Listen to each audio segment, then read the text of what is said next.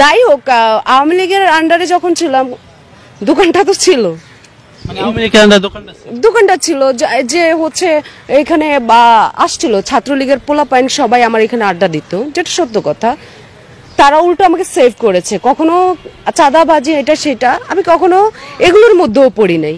আসলে দলমত সবাই করতে পারে, এটা হচ্ছে যার যার ব্যক্তি স্বাধীনতা, তাই বলে হচ্ছে সবাই খারাপ।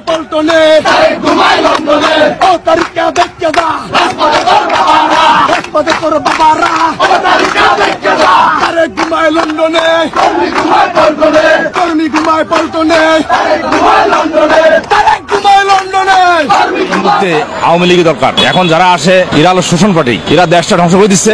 আমার ব্যক্তিগতভাবে আমি আওয়ামী লীগকে পছন্দ করি, কারণ আওয়ামী লীগ দেশের জন্য অনেক কিছু করছে ভাই।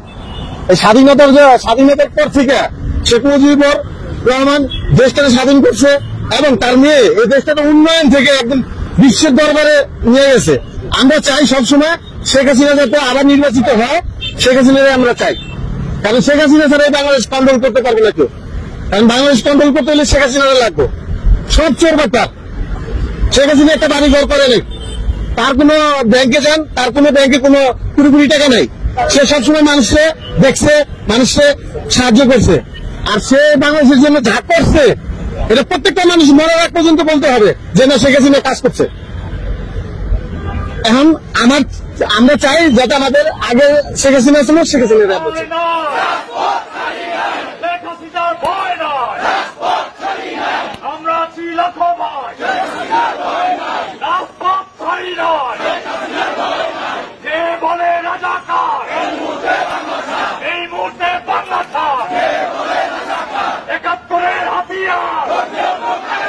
জয় জয় বাংলা, জয় বাংলা, জয় বঙ্গবন্ধু, জয় বঙ্গবন্ধু, জয় শেখ হাসিনা।